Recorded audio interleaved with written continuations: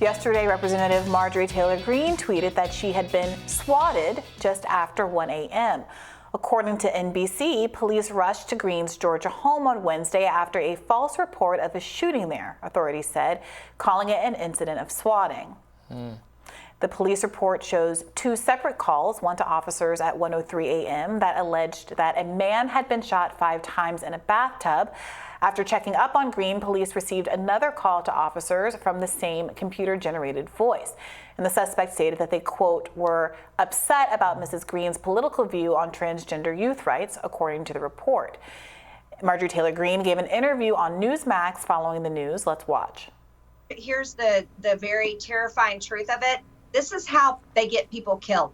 So this person that made this phone call intentionally wanted me to be killed by police officers because they are based, it's like political terrorism.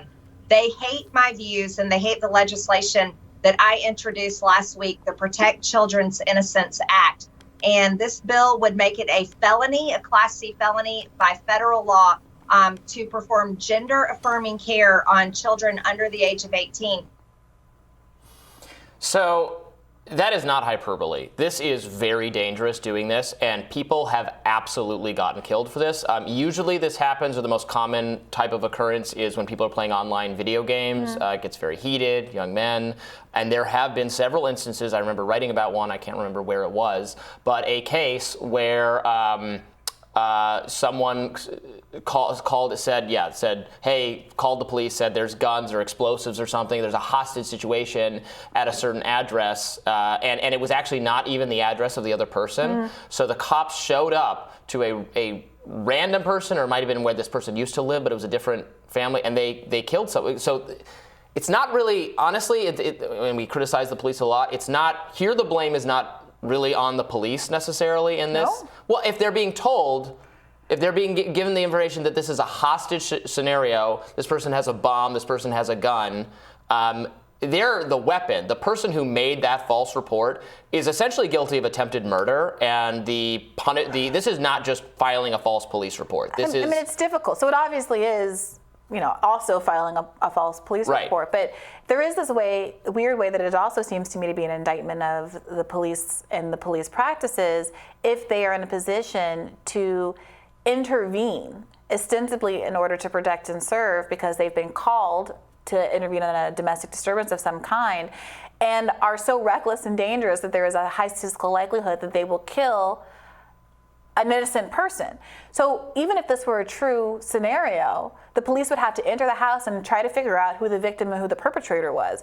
And the idea that they are conducting themselves in such a way and engaging in these high-risk activities in such a way that could result in them bursting into Marjorie Taylor Greene, mind her own business in her kitchen and end up killing someone, it's a little bit of a mixed bag. But if they're specifically told this is a hostage situation or this guy is shooting people, I mean, like, we have called on the Uvalde police to storm that classroom, guns blazing, and shoot that guy. But the critique if they're told that is the situation, the person who gave them that false information on purpose but the critique has committed the crime, a serious crime. Wasn't that they didn't immediately bust down the door and start spraying a classroom with bullets. I think that we would also have concerns if they did that and killed a bunch of kids in the process. The concern is that they moseyed around out in the hallway without even trying to get a door open for over an hour while kids were being shot inside and they heard live gunfire. So this is like a nuanced point, but it does seem to me that the risk that a regular person cooking dinner or whatever in their house would be stormed by police because the police called them does speak to the lack of perception, the lack of strategic assessment that goes in before a person would enter a house. Even if it were a hostage situation, the police would have to make some assessment to make sure that they're shooting the right person in a hostage situation. And the fact that they don't is exactly how we get situations like the Breonna Taylor case. Well, right. I mean, the police didn't need to. The police did not need to initiate the Breonna Taylor situation the way that they did.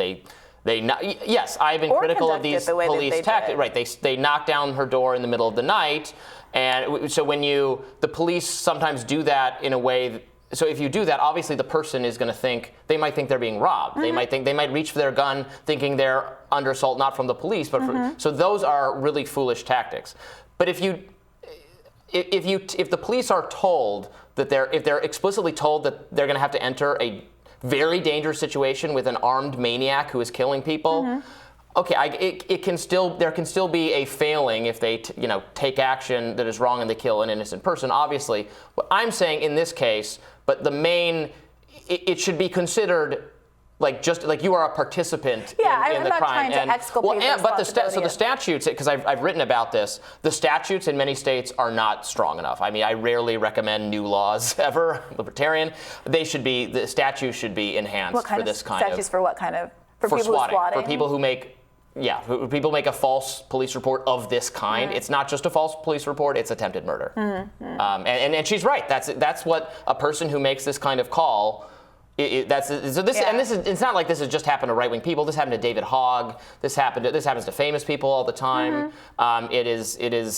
It needs to be harshly punished, and harshly disincentivized by cracking down on the people who do it. I mean, there's just no other way around it. So I hope they catch whoever made the call, if that's possible, and throw the book at him. There is some dispute about who, in fact, did make the call. As we read, the person who made the call expressed discontent over Marjorie Taylor Greene's legislation that is perceived by some to be targeting trans people and their ability to get medical treatment.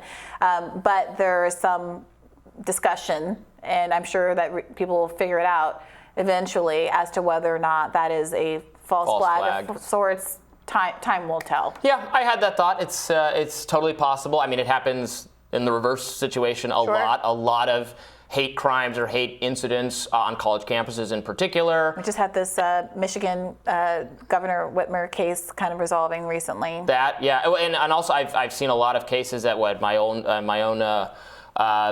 University of Michigan where I went. I can recall several cases when I was there and after. Someone said they were targeted because they were Muslim or something, and it's usually they did it. There was that great classic case of the person who said that a black person had held them down and carved like a B for black in their cheek, but the B was written backward as though you drew it in a mirror. Sorry, not to make fun, but yes, of course, there's a lot on campuses. There are a lot of accidental hate, so many of someone hung a noose in front of it. It was not intended to be a noose. You throw out a banana and miss a trash can. Yeah, exactly. Yeah. So, some figures on the right have called out Greene's opponent for tweeting that MTG must be stopped after he linked to an MSNBC article that says Greene has officially declared war on the trans community, and according to police, fake 911 callers swatted Greene again this morning. Officers responded once again to her home around 3 a.m. I don't think if all he had said was, we have to stop Marjorie Taylor Greene, that's purely political. Purely benign. Yeah. And conservatives got to be careful here if they're going to say that's wrong, because liberals have criticized conservatives for the very extreme defeat the Dems rhetoric from Sarah Palin in the past. Remember, she was accused of it being her fault. She was explicitly accused that it was her fault, the Tucson shooting, because she had some kind of map with targets over. But of course, the shooter had never seen that, and there's no evidence he was motivated by Sarah Palin whatsoever. She ended up suing the New York Times over getting this wrong years after the fact. So we always want to be careful, and it's so tempting for both sides to be like, oh, well, this is now I get to blame Democrats, or now I get to blame Republicans. The baseball shooting, it's so easy. And the very same people who will say, well, my rhetoric is not responsible for other people's actions. I didn't call for explicit violence.